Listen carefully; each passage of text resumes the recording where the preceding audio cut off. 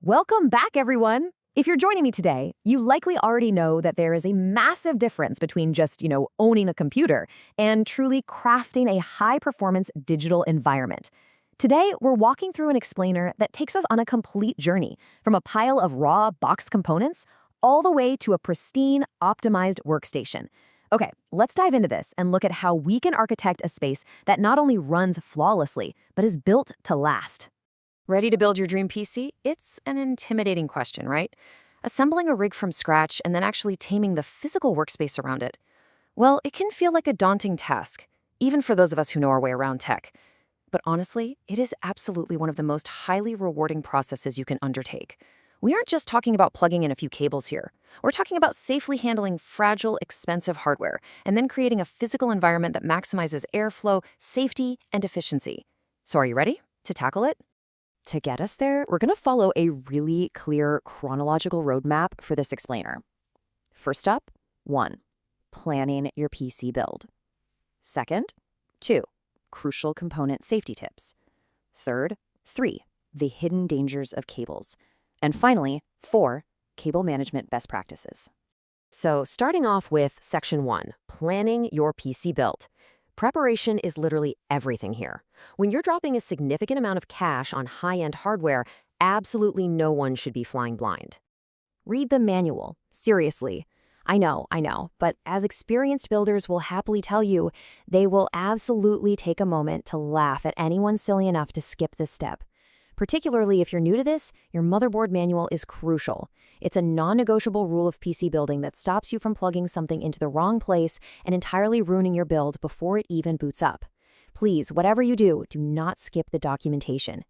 Now, before you even pick up a screwdriver, you need to verify your parts and get some actual human advice. And there are a few essential planning resources for this. First is PCPartPicker.com. It's an absolute game changer. It doesn't just estimate pricing, it actually performs compatibility checks. Like, it'll alert you if your chosen CPU won't physically fit into your motherboard.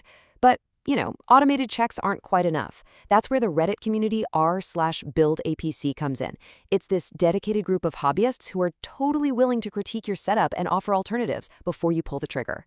And finally, Tom's Hardware. They give you comprehensive reviews, super active forums, and basic first-timer guides. Basically, leverage these tools to solidify your plan. Moving on to Section 2, Crucial Component Safety Tips. This is where we tackle the primary antagonist of new PC builders: physical damage, and the silent killer, static electricity.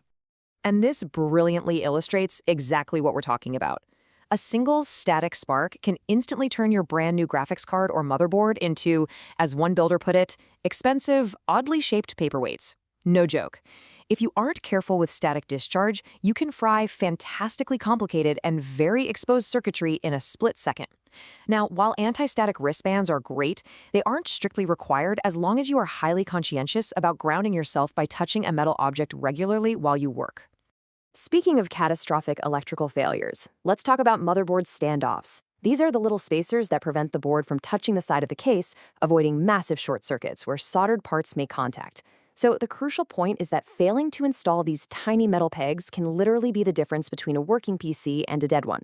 If you skip the standoffs, the soldered parts on the back of your motherboard will make direct contact with the metal side of your case. And the second you hit that power button, bam, massive short circuit. Always use your standoffs, or whatever elevation mechanism your specific case manual recommends.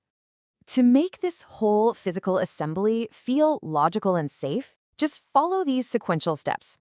First, get off the carpet. You want to elevate your workspace on a large, clean countertop or table. That keeps foreign materials out of the case and really minimizes static. Second, like we mentioned, ground yourself regularly. Third, handle your exposed components, especially the motherboard and graphics card, only by their edges. Now, the danger of touching exposed circuitry is sometimes oversold, but it is undeniably a bad habit to get into. And fourth, yes, consult that manual again. Better safe than sorry, for sure. And hey, beyond just protecting the computer components, you need to protect yourself. As one of our sources points out from personal experience, building your computer on a hardwood floor might keep you safe from static, but your knees and back will feel like a baseball catcher's for days. Ouch. Elevating your workspace isn't just about keeping the PC clean. It's about making sure you can actually stand up straight the next morning. All right, Section 3, the hidden dangers of cables. Once the internal components are safely assembled and the PC boots up, you might think the job is done, but it's not. We now face the next major threat to your new workstation: unmanaged cable clutter. Now, what's really interesting about this slide is the stark contrast between an unmanaged and a managed setup. An unmanaged power cord hanging over the floor can trigger a whole chain reaction. It's a tripping hazard that can literally pull down your costly equipment. Plus, tangled, exposed cords block airflow, which causes overheating. And in a corporate setting, they can actually result in failed safety inspections and code violations. But a managed setup gives you a cool-running, highly accessible, and perfectly compliant environment. It shifts your workspace from a dust-collecting aesthetic nightmare into a clean, focused, professional zone. Which brings us to our final part, Section 4, Cable Management Best Practices. So how do we actually achieve that pristine environment? Let's bring it all home by focusing on highly actionable solutions for wrangling those hazardous cords. It all comes down to smart routing solutions. The golden rule here is to never, ever let wires dangle loosely under desks or in open space where they can get caught on footrests or chairs. Instead, you want to keep cables routed tightly against surfaces. Utilize dedicated cable trays that attach directly to the underside of your desk. For the runs that go from the desk down to the wall, bundle and shield those cords using flexible sleeves or routing channels. This doesn't just make the whole space look vastly better, it actively shields the cords from physical damage and drastically improves the airflow around your gaming station or network setup. Let's move to and see how this builds over time into what we call the workspace maintenance cycle. Because creating this clean workspace is definitely not a one-and-done event. On day 1, your setup is perfect, right? But by month 6, devices naturally shift as you plug and unplug things, and dust inevitably gathers. By scheduling a routine check at month 12, you can clean up the space and reorganize. And because you've maintained this order, by year 2, if a component becomes obsolete or a wire frays, you can easily detect it and replace it without having to untangle a massive web of wires. Cable management is really an ongoing practice that keeps your system running safely and efficiently for years. Which leaves us with this final provocative thought. You've spent the time researching, you've carefully avoided the static shocks, and you've invested in hardware designed for incredible speed and performance. But look at the physical environment around it. Is your workspace actually built to keep up? A truly optimized setup bridges the gap between digital performance and physical organization.